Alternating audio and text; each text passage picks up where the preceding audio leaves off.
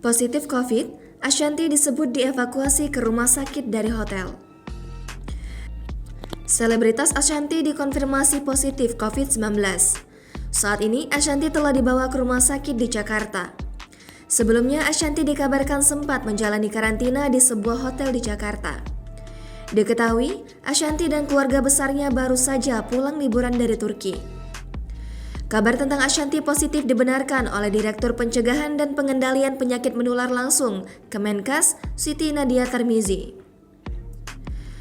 Menurut Nadia, untuk kasus positif COVID saat ini harus menjalani isolasi di rumah sakit darurat COVID-19 atau hotel isolasi yang sudah ditetapkan pemerintah.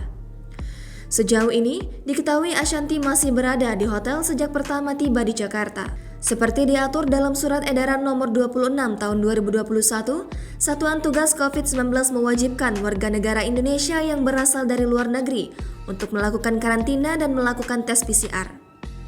Jika menunjukkan hasil positif, WNI mesti dipindahkan ke rumah sakit isolasi dan bukan di tempat karantina. Sebagai informasi, Ashanti baru saja berlibur ke Turki sejak 2 minggu lalu bersama keluarganya dan keluarga selebritas yang juga menantunya, Atta Halilintar.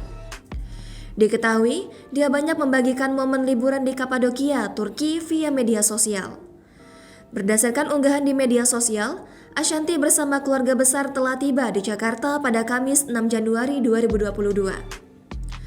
Lewat Instagram Stories, Ashanti mengatakan mulai karantina jam 21.00 waktu Indonesia Barat di salah satu hotel di Jakarta. Dalam unggahan itu pula, ia mengungkapkan kembali menjalani tes PCR setibanya di Jakarta. Pada Februari 2021, Ashanti sempat terpapar COVID-19. Hal itu dikonfirmasi langsung oleh suaminya yang juga selebritas dan mantan anggota DPR, Anang Hermansyah. Kala itu, Anang mengatakan Deddy Mayer, sang istri naik. Ashanti sendiri disebut-sebut mengalami sesak nafas setelah positif COVID-19.